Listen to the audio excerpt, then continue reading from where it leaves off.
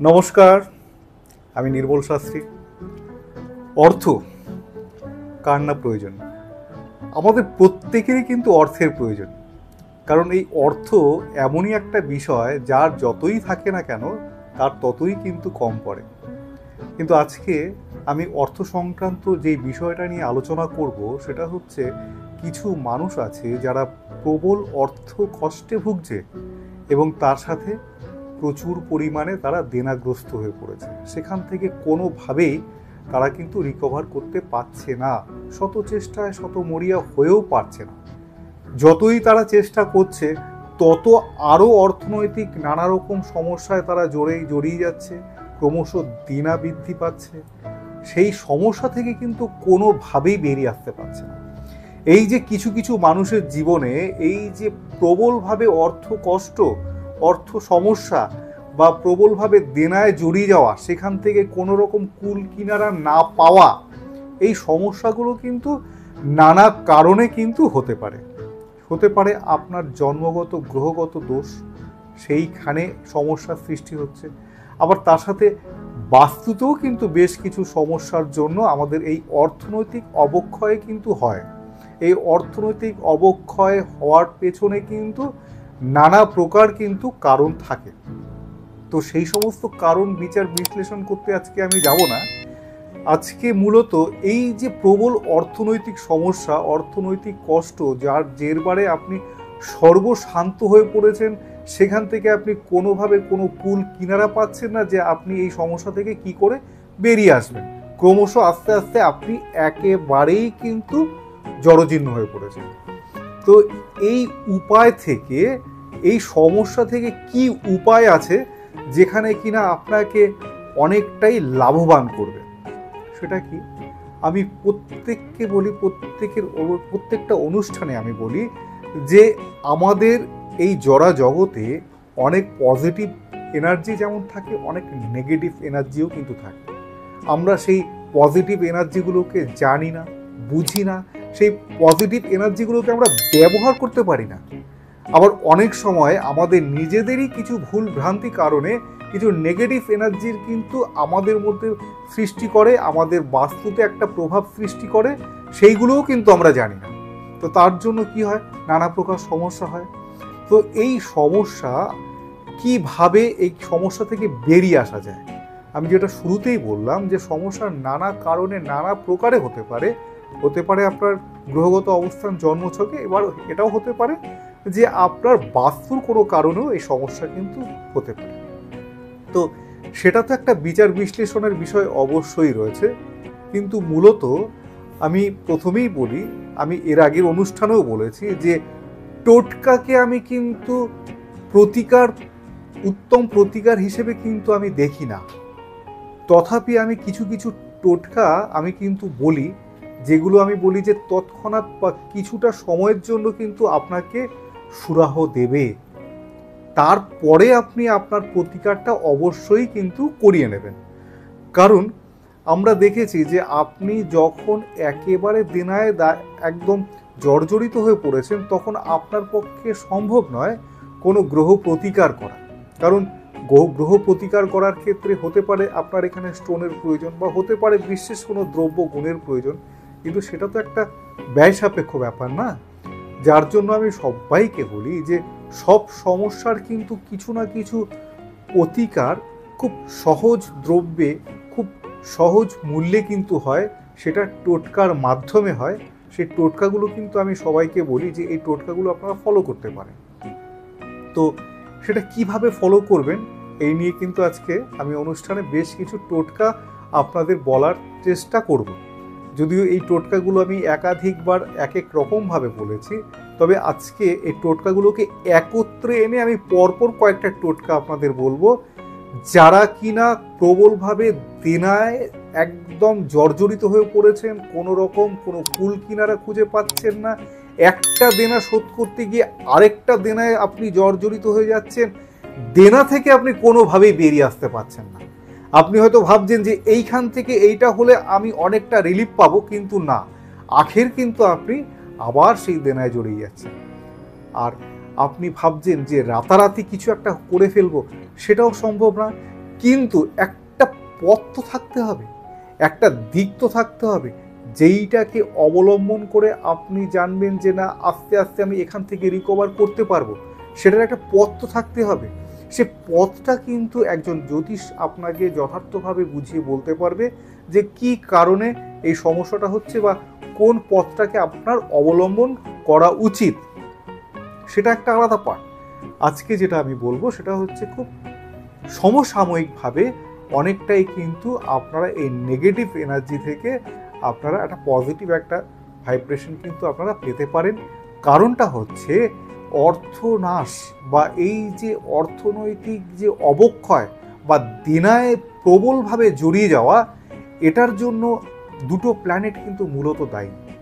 একটা হচ্ছে বুধ, আরেকটা হচ্ছে শনি। এর আগে একটা আমি অনুষ্ঠানে বলেছিলাম ম্যাক্সিমাম ক্ষেত্রে এই দীর্ঘ অ্যাস্ট্রোলজি জীবনে দেখেছি বুধের মহাদশায়, বুধ যদি কোনো রকমভাবে পীড়িত থাকে, বুধের মহাদশায় সে কিন্তু ক্রমশ দেনায় জর্জরিত হয়ে যায়। তার স্থাবর অস্থাবর সমস্ত কিছু হারিয়ে কিন্তু একেবারে সে দেউলিয়া হয়ে যায়।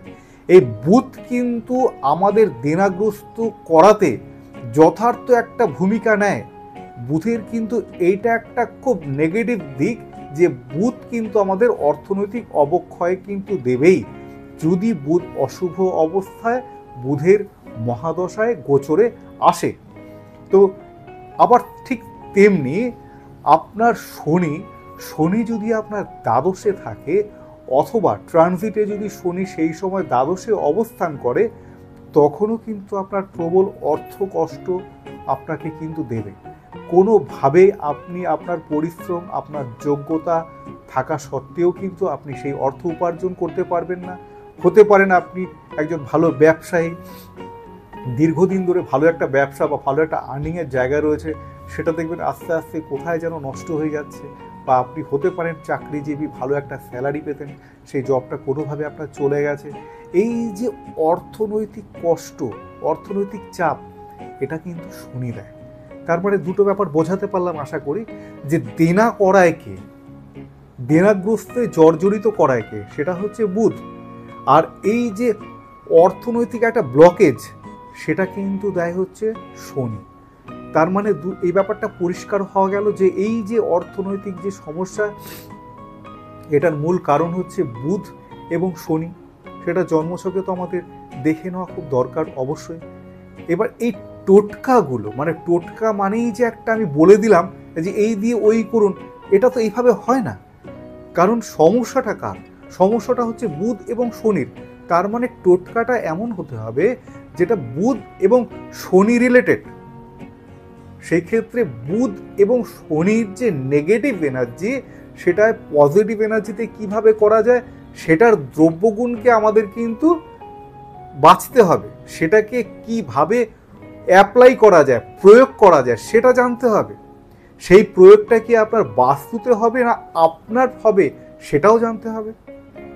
কারণটা হচ্ছে যে বাস্তু থেকে যদি আপনার সমস্যা হয়, সেটার কিভাবে আপনি বুঝবেন, আর গ্রহগত কারণে যদি সমস্যা হয় সেটা আপনি কিভাবে বুঝবেন। এটা একটা খুব দারুণ একটা ইন্টারেস্টিং ব্যাপার। সেটা আপনি নিজেই উপলব্ধি করতে পারবেন যে সমস্যাটা কোথায় হচ্ছে। তো ওটা নিয়ে আরেকটা বড় অনুষ্ঠান আমি করব, তাতে আপনারা নিজেরা বুঝতে পারবেন যে সমস্যাটার মূল কারণ কি। তাহলে আজকে সেই একই কথা, তাহলে আমাদের জানতে হচ্ছে বুধ আর শনি আমাদের এই অবক্ষয়, অর্থনৈতিক অবক্ষয়ের জন্য দায়ী। ক্ষেত্রে আমরা খুব সহজে কি দ্রব্য আমরা অ্যাপ্লাই করতে পারি। ফার্স্ট কথা, বুধের দ্রব্যগুণ কি এটা আমাদের জানতে হবে। বুধের দ্রব্যগুণ বলতে আমরা অনেক সময়ই দেখেছি যে বাড়িতে আমরা কর্পূরের প্রদীপ বা কর্পূর সন্ধেবেলা জ্বালাই, তাতে আমরা বলি যে অশুভ শক্তির আনাগোনা যেগুলো, সেগুলো নষ্ট হয়। কারণ এই কর্পূর জ্বালানোর ক্ষেত্রে আরও ধর্মীয় ধার্মিক ব্যাখ্যা কিন্তু রয়েছে। কর্পূর আমরা সবসময়ের জন্যই কিন্তু সন্ধেবেলা জ্বালানোটা এটা অত্যন্ত ভালো। তো বুধের দ্রব্যগুণটা কি, হরিত কি? আপনারা দেখবেন আমাদের হিন্দু পুরাণ সনাতন মতে এই যে নানা প্রকার যে দ্রব্য পুজোতে যে ব্যবহৃত হয়, চন্দন থেকে, তুলসী পাতা থেকে, পান পাতা থেকে প্রত্যেকটাই কিন্তু হচ্ছে আপনার ঔষধি। প্রত্যেকটা কিন্তু তার নিজের দ্রব্য গুণে, তার গুণের তারা কিন্তু অধিকারী। এইগুলো কিন্তু এই যে আমাদের হিন্দু সনাতন মতে যে এই যে দ্রব্য গুণ বা এই যে পুজোর যে সামগ্রী, এর কিন্তু অনেক প্রকার ব্যাখ্যা রয়েছে। তেমনি আপনি দেখবেন যখন কোনো পুজো হয় আপনার বাড়িতে, ঠাকুরমশাই যখন পুজো করতে আসবে, তখন দেখবেন এই কোষাকুষিতে কিন্তু একটা হরিতকি রেখে দেয়। তার সাথে দ্রব্য এগুলো তো থাকবেই, কিন্তু মূলত হরিতকিটা রাখে কেন বলুন তো? এই হরিতকি হচ্ছে কিন্তু বুধ গ্রহকে কিন্তু ইন্ডিকেট করছে। যখন আপনি আচমন করবেন বা যখন আপনি হাত শুদ্ধি করবেন, দেখবেন আপনার ওই কোষাকুষির জল একটু হাতে নেবেন এবং সেই জলের মধ্যে কিন্তু হরিতকি রয়েছে। আপনি যখন মুখ শুদ্ধি করবেন, তখন সেই কোষাকুষির জল আপনাকে মুখে নিয়ে মুখ শুদ্ধি করতে হবে, সেইখানেও হরিতকি রয়েছে। অর্থাৎ এই হরিতকি হচ্ছে আমাদের শ্রবণ, মানে বাক শক্তি। আমাদের ফার্স্ট কিন্তু বুধকে বন্ধনা করতে হয় এই হরিতকির মাধ্যমে, তারপরেই কিন্তু পুজোর ক্রিয়াকলাপ শুরু হয়। এইবার যেটা আমি বললাম যে কিভাবে বুধ যদি আমাকে সমস্যা দিয়ে থাকে, তার উপায়টা কি? উপায়টা হচ্ছে কর্পূর। ঠিক তেমনি কর্পূর আপনি সন্ধেবেলা আপনি জ্বালাবেন, তার মধ্যে একটা হরিতকি আপনি দিয়ে রাখবেন। সেই হরিতকিটা কিন্তু পুরোপুরিভাবে জ্বলবে না, কর্পূরটা যতক্ষণ জ্বলার জ্বললো, সেই হরিতকিটা মোটামুটিভাবে ওই আধা পোড়াপুরি একটা হলো। সেই হরিতকির মধ্যে যে কালো যে ছাই, সেই ছাইটা আপনাকে সংগ্রহ করতে হবে। সেই ছাইটা সংগ্রহ করে আপনাকে প্রত্যেক দিন কণ্ঠে ধারণ করতে হবে। তাহলে কি হবে? তাহলে বুধ যদি আপনার মধ্যে কোনো নেগেটিভ এনার্জি দিয়ে থাকে, তাহলে সেই নেগেটিভ এনার্জিটা কিন্তু ক্রমশ আস্তে আস্তে আপনার কিওর হবে। কারণ এই বুধ কিন্তু আমাদের মতিভ্রম করায়, আমাদের সঠিক কোনো ডিসিশন নিতে সাহায্য করায় না। বুধ আমাদের বিভ্রান্ত করে। এক্ষেত্রে আমরা তখন কোনো পথ কিন্তু কুল কিনারা খুঁজে পাই না। এই বুধকে যদি আমরা এই প্রকারে সংশোধন করি, তখন কিন্তু কোনো না কোনোভাবে আপনি একটা নির্দিষ্ট একটা পথ বা নির্দিষ্ট একটা কোনো সিদ্ধান্তে কিন্তু আসতে পারবেন যে এই দেনা থেকে আমি কিভাবে রিকভার করতে পারি। তাহলে এটাই প্রতিকার। আপনি সঠিক সিদ্ধান্তে আসা, এটাই আপনার প্রতিকার। তার জন্য আপনি এই করলেন বা ওই করলেন, হঠাৎ করে আপনার সব সমস্যা হাওয়ায় উবে গেল, এটা তো হতে পারে না। প্রত্যেকটা প্রতিকারের পেছনে লজিক থাকতে হবে। সমস্যা দিচ্ছে কারা এবং সেটা সেই সমস্যা থেকে কি করে বেরিয়ে আসা যায়। কারণ বুধকে আমরা কি করব? বুধকে আমরা সঠিক পথ দেখাবো, আমি বিভ্রান্ত হব না। এটা একটা প্রতিকার, এটা আপনারা কিন্তু ভীষণভাবে করতে পারেন। তারপরে আসছে হচ্ছে শনি। শনি যেমন অর্থনৈতিক ব্লকেজ দেয়, সেই শনিকে আপনারা কিভাবে আপনারা প্রতিকার করবেন। এক্ষেত্রে খুব চমৎকার, দেখুন আমাদের পুরাণ মতে অনেক চমৎকার কিন্তু নানা রকম প্রতিকার কিন্তু রয়েছে। সেইগুলো আমরা সঠিক অর্থে জানি না, সেগুলোকে অ্যাপ্লাই করতে পারি না। নাহলে এই ধরনের কিন্তু টোটকা স্বরূপ যেগুলো আমরা বলি, এগুলো কিন্তু আমাদের জীবনে একটা খুব ভালো পজিটিভ কিন্তু একটা এনার্জি কিন্তু সৃষ্টি করে। বুধের যদিও আরও বেশ কিছু বুধ সংক্রান্ত টোটকা হতে পারে, কিন্তু অনুষ্ঠানটা অনেক লম্বা হয়ে যাবে, তাই আপনাদের বিস্তারিত বুঝিয়ে আমি এই টোটকাগুলো আরও কয়েকটা বলার চেষ্টা করব মাত্র। শনির ক্ষেত্রে আপনাদের কি করা উচিত? শনি অর্থাৎ স্যাটার্ন। এই স্যাটার্ন আমি যেটা বললাম যে দ্বাদশভাবে থাকলে যেমন ব্যয় বৃদ্ধি করে, তেমনি আপনার জন্মছকে যদি দ্বাদশভাবে শনি আসে, জানবেন তখন থেকে আপনার অর্থনৈতিক অবক্ষয় এবং আস্তে আস্তে আপনাকে কিন্তু আর্নিংয়ের জায়গাটাকে একেবারে শেষ করে দেয়। এর জন্য আমাদের কি করতে হবে? আমরা দেখেছি হিন্দু সনাতন মতে বটবৃক্ষ অর্থাৎ বট গাছকে আমরা পূজিত করি, বট গাছকে আমরা পুজো করি। তো এর পেছনেও কিন্তু যথার্থ কারণ কিন্তু রয়েছে। কারণ এই বট পাতা বা বট গাছ এই পরিক্রমা করার পেছনে খুব সুন্দর একটা গল্প বা একটা খুব বড় অনুষ্ঠান হতে পারে এই বটবৃক্ষ নিয়ে। আজকে আর সেই অনুষ্ঠানে যাব না। আমরা অনেক সময় বলি যে শনি খারাপ থাকলে বটবৃক্ষে শনিবার দিন জল দান করা অত্যন্ত ভালো। আমি বলবো হ্যাঁ, এটা অবশ্যই করুন। আমি যে টোটকাটা বলবো সেটা হচ্ছে কোনো এক শনিবার বটবৃক্ষের থেকে আপনি কিছুটা মূল সংগ্রহ করুন। সেটা হতে পারে মাটির সাইড থেকে যে একটু মূল বেরোলো সেটা, অথবা ঝুলন্ত যেগুলো থাকে সেখান থেকেও খানিকটা সংগ্রহ করুন। সেটা সংগ্রহ করে নিয়ে এসে, এটা কিন্তু শনিবার সংগ্রহ করতে হবে, সংগ্রহ করে নিয়ে এসে একটি রাত আপনাকে যেটা করতে হবে, তিলের তেলের মধ্যে পুরো সম্পূর্ণ চুবিয়ে রাখতে হবে।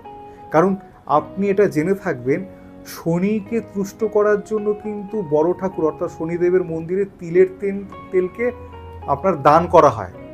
সেই বটবৃক্ষের খানিকটা শেকড় অথবা যেগুলো ঝোলে সেইগুলো খানিকটা নিয়ে এসে এক রাত্রি তিলের তেলে আপনি ভিজিয়ে রাখুন। ভিজিয়ে রাখার পরে তার পরের দিন রবিবার ওটাকে আপনি ধারণ করবেন কোথায়? কোমরে। এখানে আমি এর আগে একটা অনুষ্ঠানে বলেছিলাম যে কবচ বা মাদুলি কোথায় ধারণ করতে হবে সেটাও কিন্তু বর্ণিত আছে। সেটা আপনার কণ্ঠে ধারণ হবে, না হাতে হবে, না কোমরে হবে, শরীরের কোন অংশে ধারণ করতে হবে। শনি কিন্তু আমাদের শরীরের লোয়ার পোর্শন অর্থাৎ কোমর থেকে পা পর্যন্ত আমাদের কিন্তু শনির প্রভাব থাকে। যাদের দেখবেন কোমর থেকে পায়ে খুব ব্যথা, তাদের নিশ্চিতভাবে জানতে হবে আপনাদের কিন্তু শনি গ্রহে কোনো না কোনো প্রবলেম কিন্তু রয়েছে। তো বটবৃক্ষের মূল আপনি নিয়ে আসলেন কোনো এক শনিবার, সেটা তিলের তেলে চুবিয়ে এক রাত্র রেখে পরে শনিবার দিন আপনি কোমরে ধারণ করুন। আপনি এই দুটো উপায়ই করুন। অনেক উপায় বলতে গেলে আপনি ঘেটে যাবেন। আপনি বুধের জন্য যেটা বললাম, সঠিক সিদ্ধান্ত, সঠিক ডিসিশন, সেটার জন্য বুধের উপায়, এবং অর্থনৈতিক ব্লকেজ সেই জায়গাটার জন্য শনির যে প্রতিকার বললাম, এই দুটো টোটকা আপনারা করুন। আমি আপনাদের খুব দায়িত্ব নিয়ে বলতে পারি, হ্যাঁ এটা বলতে পারি না যে আপনি 1 মাসের মধ্যে সব সমস্যা উড়ে গেল। একটা জিনিস বলতে পারি যে আপনার মধ্যে সঠিক ডিসিশন নেওয়ার, সঠিক পদক্ষেপ নেওয়ার, এবং এই যে আপনি একটা বিভ্রান্তমূলক জায়গায় যেখান থেকে আপনি কোনোভাবে বেরিয়ে আসতে পারছিলেন না, সেই জায়গার থেকে কিন্তু আপনি একটা পজিটিভ একটা এনার্জি পাবেন যে হ্যাঁ আমি পারবো, বা আপনার মধ্যে কিন্তু একটা অদ্ভুত একটা এনার্জি কিন্তু আপনি পাবেন, যেটা আপনাকে কুড়ে কুড়ে একদম শেষ করে দেয়ালে পিঠ ঠেকিয়ে দিয়েছিল, এবং আপনার এটাও মনে হচ্ছিল এখান থেকে আর বেরিয়ে আসার যেহেতু কোনো পথ নেই, এই জীবনে আর বেঁচে থেকেও কোনো লাভ নেই। হ্যাঁ, এরকম হয়। তো এই অবস্থায় যারা রয়েছেন তাদের জন্য বলবো এই দুটো উপায় আপনারা করুন। আমি আপনাদের খুব দায়িত্ব নিয়ে বলছি, এই উপায় দুটো করলে 1 মাসের মধ্যে আপনাদের একটা পরিবর্তন, সেই পরিবর্তন কিন্তু আপনারা নিজেরাই বুঝতে পারবেন। আমি এটা কিন্তু খুব দায়িত্ব নিয়ে বলছি। প্রত্যেকটা টোটকা বলার আগে আমি সবসময় বলি যে এগুলো সবকটা পরীক্ষিত টোটকা, এগুলো পরীক্ষামূলকভাবে দেখে নিয়ে তবেই কিন্তু আমি সোশ্যাল মিডিয়ায় বলি।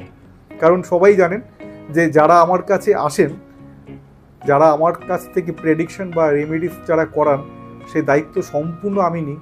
তার জন্য কোনো টোটকা বললে সেই টোটকার দায়িত্বও কিন্তু আমাকেই নিতে হবে। তো আরও অনেক প্রকার টোটকা রয়েছে, সেটা আজকে আর নয়। তবে এরপরে যেটা আমি কথা দিলাম যে বটবৃক্ষ নিয়ে একটা বিস্তারিত অনুষ্ঠান করব, এবং তার সাথে সমস্যাটা কোথায় হচ্ছে, আপনার গ্রহগত সমস্যা নাকি না আপনার বাস্তু থেকে কোনো সমস্যা, সেটা আপনি বুঝবেন কি প্রকারে, সেটা নিয়েও কিন্তু একটা অনুষ্ঠান করব। আজকের মতো এই পর্যন্তই। সবাই ভালো থাকবেন। নমস্কার।